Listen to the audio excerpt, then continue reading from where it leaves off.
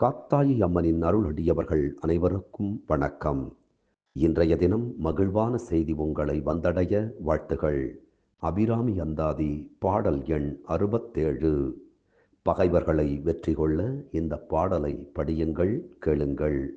தோத்திரம் செய்து தொழுது மின் போலும் நின் தோற்றம் ஒரு மாத்திரை போது மனத்தில் வையாதவர் வன்மை குலம் கோத்திரம் கல்வி குணம் குன்றி நாளும் குடில்கள் தோறும் பாத்திரம் கொண்டு பலிக்கு உடலா நிற்பர் பார் எங்குமே. ஆம், பகைவர்களை வெற்றி கொள்ள எந்த ஆயுதமும் எந்த வேண்டாம். அன்பெனும் ஆயுதத்தை ஏந்துங்கள்.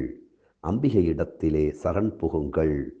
நிச்சயமாக உங்கள் பகைவர்கள் காணாமல் போய்விடுவார்கள்.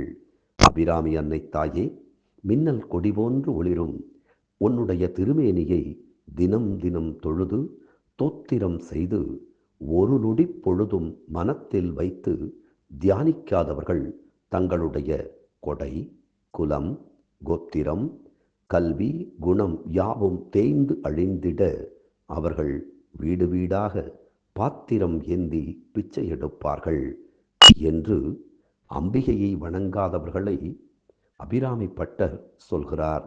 நாம் தான் தினம் தினம் அம்பிகையை வணங்கிக் கொண்டிருக்கின்றோமே. தினம் தினம் அபிராமி அந்தாதி சிந்திப்போம்.